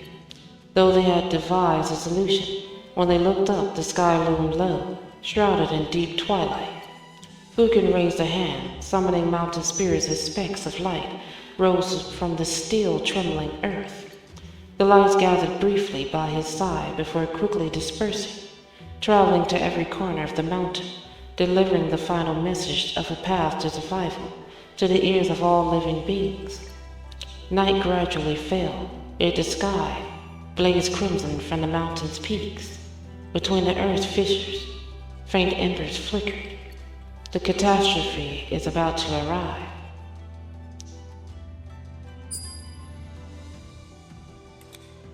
Fuken vanished once again into the forest. The sky darkened, but Kasaguma could see that the recent tremor had opened new fissures in the ground from which faint white mist billowed. Kasaguma let out a whistle, and a deer with massive antlers came running toward her from the woods. Old friend, it's been a while since we last met. Could you give me a ride? The deer raised its front hooves and galloped fearlessly down the mountain.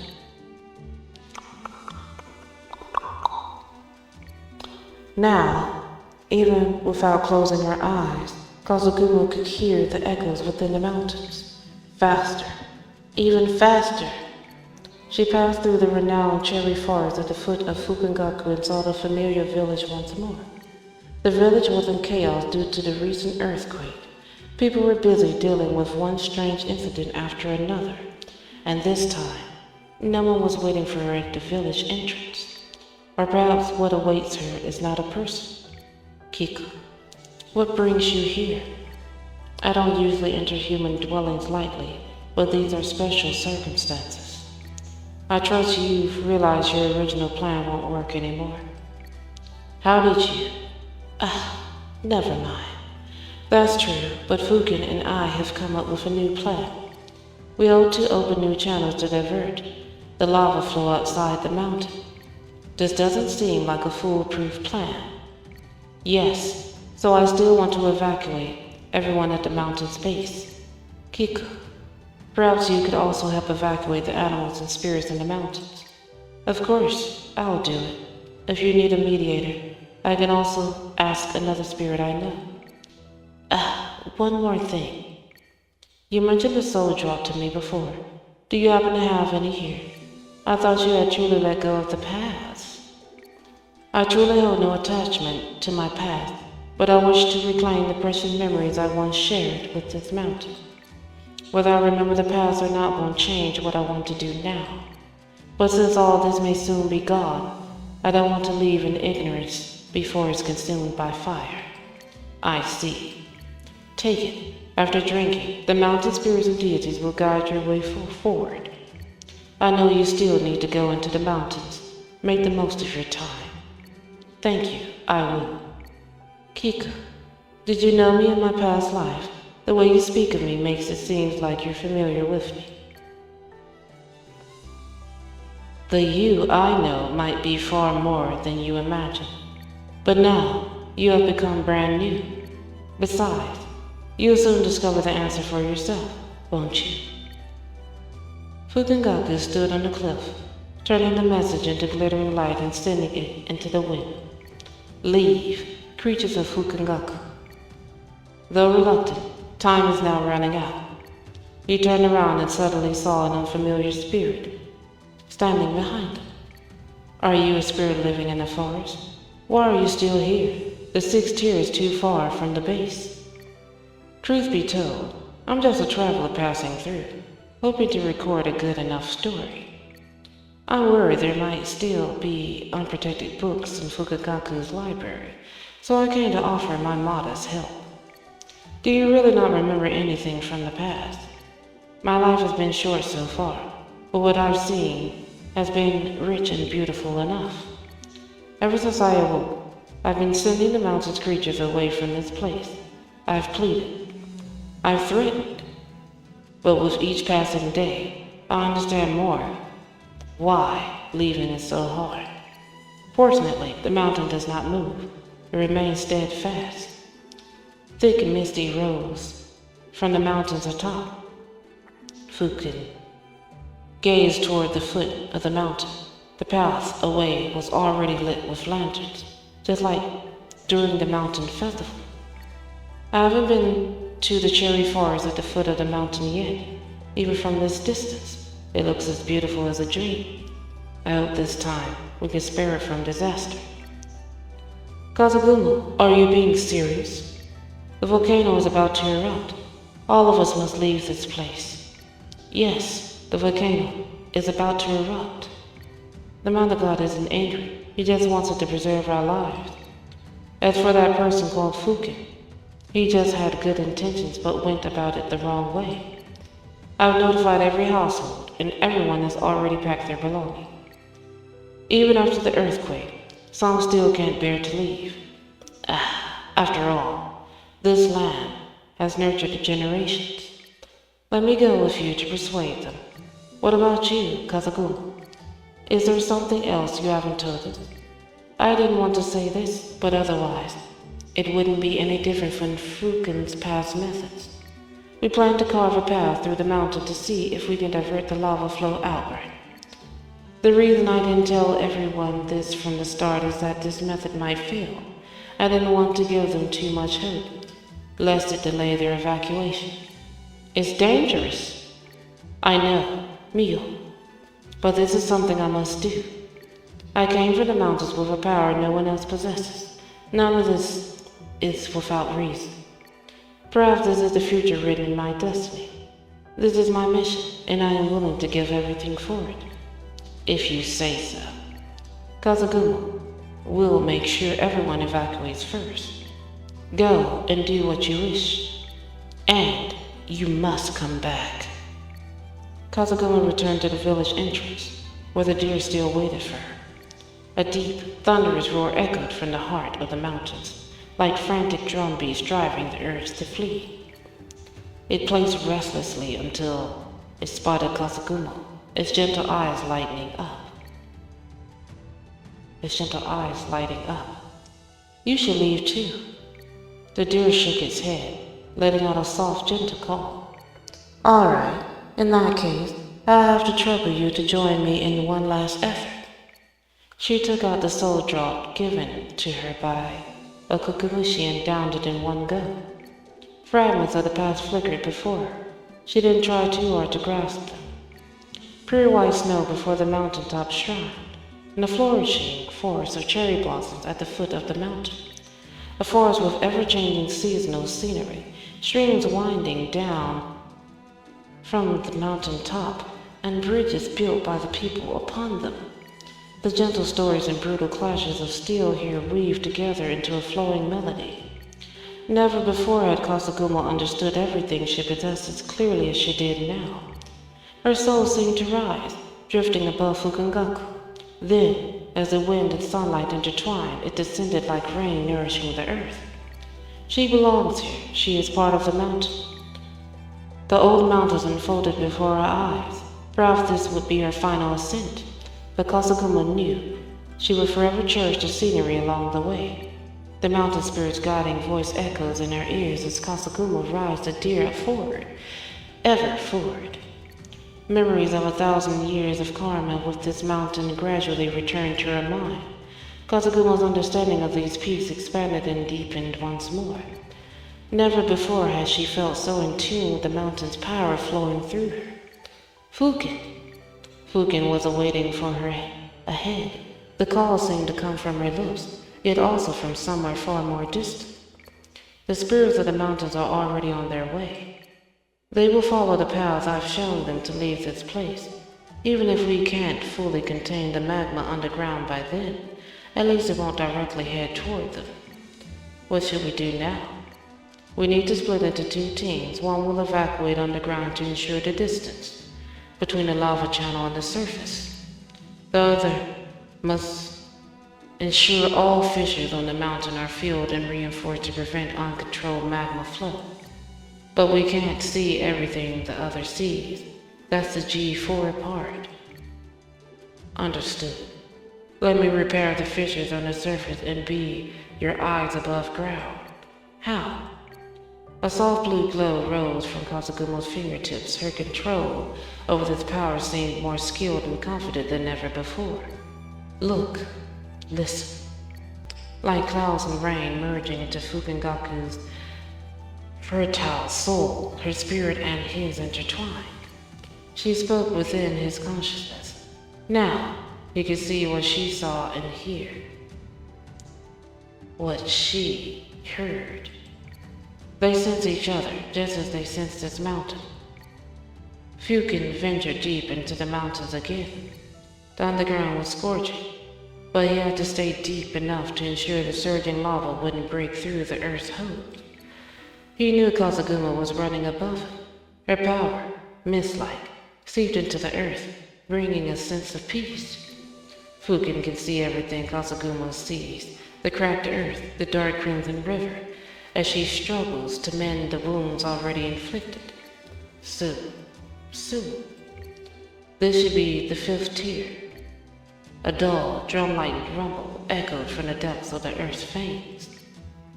It sounded as if it echoed around them, or perhaps deep within their minds. Sulfur-laden sighs seep from every crevice, carrying scalding steam as they rise. Kasaguma rode a deer, leaping over the nearly boiling mountain stream. The first surge of lava has already flowed into the underground tunnels built by Kasaguma and Fuken, rushing forward with unstoppable force. This is the 3rd tier. The heavens shook, the earth trembled, and the mountains moaned. The most dangerous moment is about to arrive. After I shared resonance, the memories the soul draw brought back to you also reached my ears. I think we should avoid discussing this for now. Yes, I think so too. I just want to say, fate may have dealt us a G4 script this time, but we will change the ending. They shared a moment of silence together. Wait. An underground river. How could there be one here? Of all times. Are you alright? Deep within Fukengaku's mountain body, there are many underground rivers. I try my best to avoid their distribution areas while excavating, but the recent ley line shifts have been too frequent. This underground river, unchanged for so long, has actually diverted near the passage we plan to excavate. The underground river has grown scalding under the influence of the lava. The water crashed against the basalt deep in the mountain range, producing sharp, crackling sounds. How can I give up here? Fuken, get away from there. We can still find another way. She heard the deafening roar. After a series of thunderous collapses, an unsettling silence followed. Fuken, Fuken, I am still here. I wasn't that close, so I'm fine for now. The underground river temporarily changed course, coming dangerously close to the mountain. The walls here are like scorching hot iron. The underground river boils into steam upon contact. The space is too narrow, causing instant explosions. The underground passage now has cracks. If the lava continues to flow through here, it will eventually erupt onto the surface. I can see it here too. Where the lava erupts from this point, it will directly flood their escape route. Next is the cherry forest, and then the village. Kazagumo, don't panic. You just said we could still figure something out, right? We're not at our wits' end yet. Kazagumo, go inform them to change their escape route. It seems the time for a temporary farewell has come. His voice was strangely calm, almost like what Kazagumo had heard in countless flashbacks of memory. Tranquility and immense unease, these two conflicting emotions seethed her heart at once. It was a feeling so familiar yet so utterly draining for her. You need to lead the villagers to safety. In this life, my power comes almost directly from the mountain deity, so I can accomplish feats similar to his. So, is Fuken like an avatar for Fukengaku? I think that's what that is. Fuken. Thankfully, this time it's not a bad ending. Her vision was suddenly engulfed in pure crimson. Fuken leaped into the lava. He had to buy them time. This boy just freaking put himself straight into the lava. But I guess it does not hurt him since he has powers. The deer carried Kazagumo and caught up with the excavating villagers. Knowing they may not return for a long time, despite the urgency, they still wanted to take as much as they could. The mountain continues to tremble, and the ominous rumbling unsettles the people. Yet, upon seeing Kazagumo, their hope is rekindled. Kazagumo, you're back. You succeeded, didn't you? She wanted to explain, to offer words of comfort, but her throat was parched and unyielding. There's no time left. No, I'm sorry, but you must quicken your pace. Under the fiery glow of the sky, Kazagumo's face was pale, but her gaze remained resolute. Hurry, shed useless burdens. The magma is spreading. It's already consumed one mountainside. Her urging was suddenly cut short by the scene before her. Nisuke, what are you planning? By Nisuke stood a group of people, each carrying small woven baskets on their backs. The baskets were filled with homemade explosives from the village. Even while packing their belongings, they hadn't forgotten to bring them along. Though we've never witnessed a grand spectacle like a volcanic eruption, we are all skilled farmers from generations past. Rivers changed course and flash floods erupted. Even if we haven't met, our elders surely have. Indeed, though our efforts may seem meager against the mountain, together, there's still a glimmer of hope. What are y'all gonna do? Like bomb a place and hope that the magma goes to the water? I guess so, I don't know. Let's complete the final path of magma leading to the wilderness. After all, this way the mountain can suffer a little less. the mountain god and his divine envoys threw themselves into the magma. Whether it was the original lava or the inexplicably appearing one, the mountain is now resisting them all, gently yet unyieldingly. Under such protection, Kazaguma stood guard, working alongside the villagers to build the final diversion channels on the first and second tiers. Soon, the spirits arrived too. Kazaguma saw Okukumushi in Buukuma, surrounded by Okukumushi students, those butterflies and moths with beautiful outstretched wings. Humans and spirits harmoniously unite, racing against time before life and death. People swung massive hammers, wedging explosives into rock crevices. Spirits erected barriers, with their mystical power containing the blast shockwaves. The rest of the creatures took another path indicated by Kazaguma. Their eyes keep glancing back toward those who still persist, praying everything will go according to plan. A miracle is unfolding before our eyes. The second phase has been completed. Soon. Explosions erupted once, after another, and at that moment, the lava leaking from the third tier fracture finally surged out, flowing into the newly formed channel. Oh no, Fuken can't hold on any longer. The lava is reaching the surface. Everyone's demonic energy was nearly exhausted earlier now. They're all running on fumes. The homemade explosives carried by the villagers were also running out. At the current speed of the lava flow, if we don't evacuate immediately, everyone will be swallowed. But if we give up here, even if the villagers are already on another path, there's only one ending. Kazaguma. Fuken. Where is he? Kazaguma closed her eyes. I can't hear Fuken's voice. I can't even see the crimson color anymore. That boy done threw himself into the freaking lava. His form has already dissipated, and even his soul has fallen into silence. Memories of the past flooded her mind. Though they weren't from this life, the overwhelming emotions felt undeniably real. What struck her was neither undying love nor hatred born from a curse. It's loss that repeats over and over, giving everything, yet still unable to hold on to the sand slipping through one's fingers, such as loss. In the end, is it still impossible to overcome? Be it nature of the cycle of fate. The Nudokabe surged forward, forming a living barricade between the creatures and danger.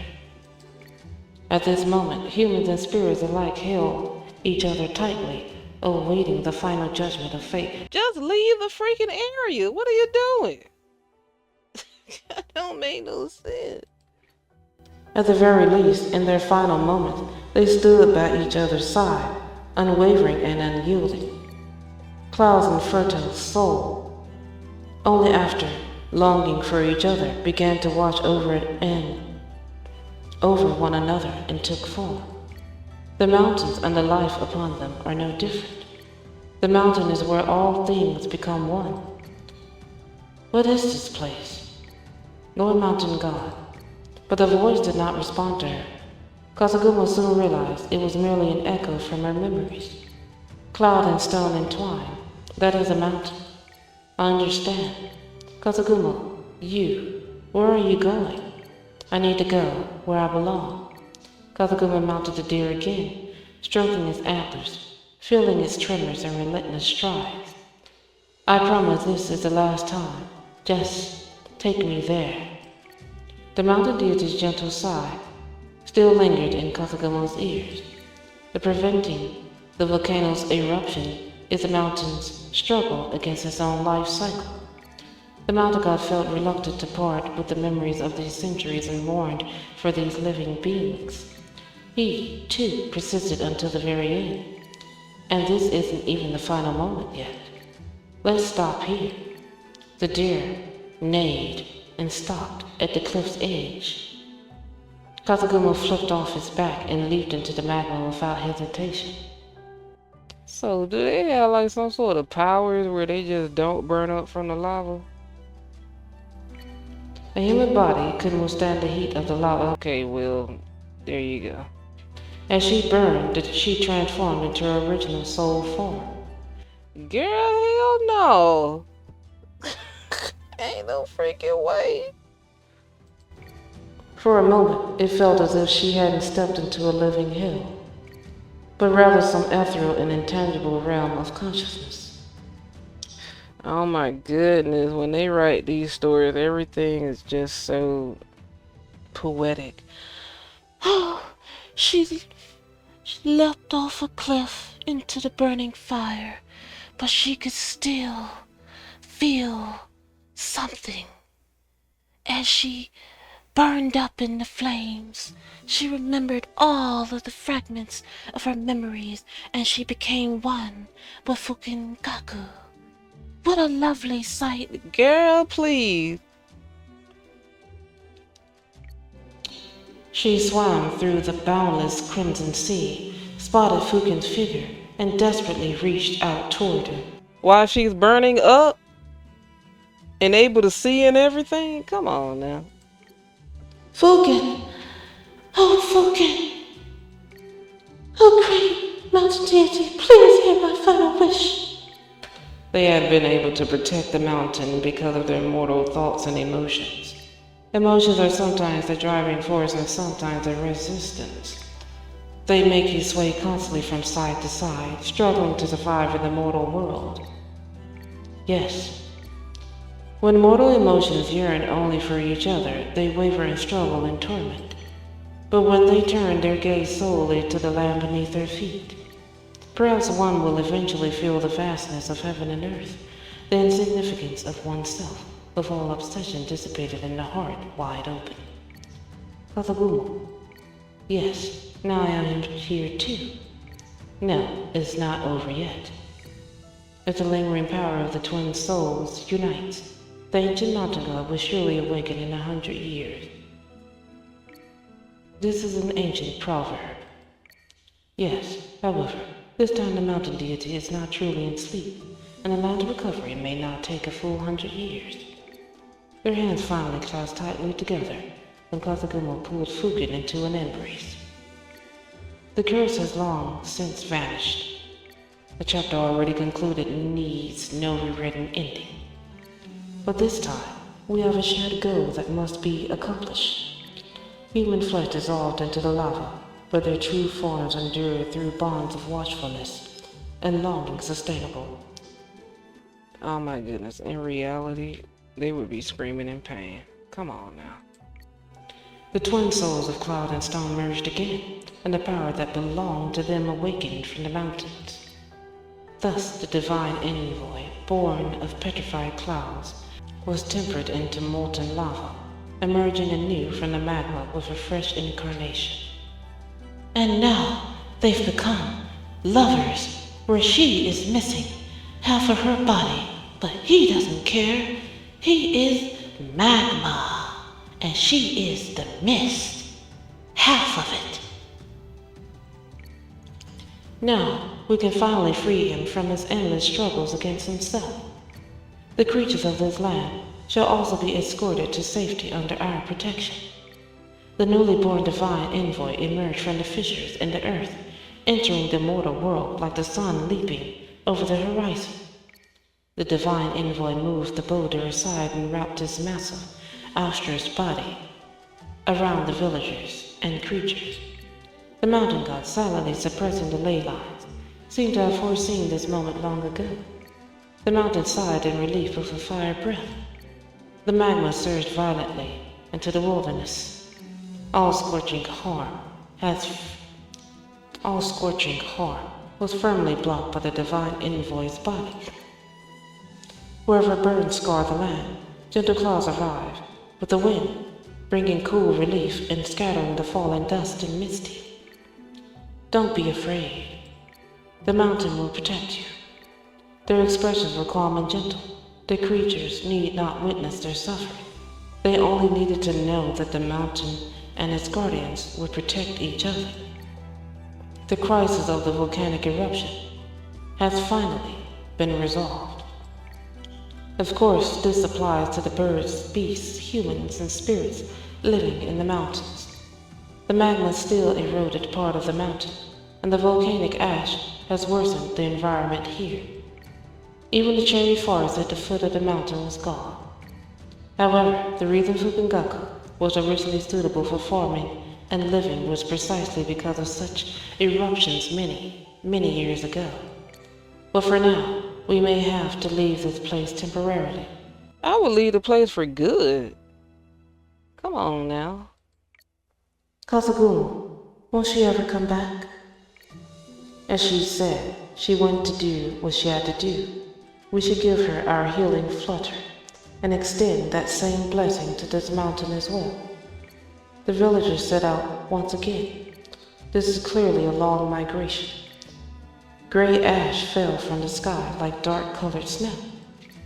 They piled up on the ground. Will they ever melt away? No, but they still gradually merge into the land and become part of the mountain. In the future, new life will emerge here. Mom. Mom, I see it. Here, a tiny green sprout has already emerged. Will the mountain soon recover its greenery? The mother picked up her child and gently tapped her nose.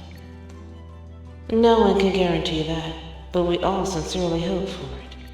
Once the forest regrows, we will return. Y'all want to live next to a freaking volcano? Come on now. Unless I'm on a small island where I just can't get away. I don't want to return back to that. Come on now. Because Fukengaku is their home, where the mountain god resides, where their ancestors left everything behind. It is their eternal sanctuary. Not anymore? This is the covenant between humans and the mountain. People in the mountain watch over each other, just as in the legends, where mist and fertile land kept vigil for one another. A corner of the mountain range. So, is this the ending you once envisioned for the story? Unexpected, yet not entirely surprising. Together, they looked up toward this now dim summit of Fukengaku, faintly visible where the snow-white mist and the deep crimson lava, the only two vivid colors. The two divine messengers must be watching them depart as well. They'll have their hands full in the days to come. By the time spring arrives and flowers bloom, Fukengaku might take on a whole new atmosphere. Through the passage of eras and the cycle of seasons, in the end they will all return. Until the volcanic ash settles, pale gray misty clouds will linger around Fukengaku. The mountain god enters a light slumber, during which divine envoys take over to repair the mountain and tend to the forest. In the eyes of the world, Fukengaku is shrouded in mist, its shape hidden, remaining unseen for long periods, hence the name, lava-forged Fukengaku. When spring arrives, the layered clouds will disperse, the mountain god will return, and the verdant peaks will reappear in the world. The time to return home has come. Oh my goodness, I am so glad they kept that short. Kind of like these other stories, like Forever Moonlight and the Castle of the Sun story. Like, oh my goodness. Y'all had that going on forever with those stories. I don't know if I want to read this.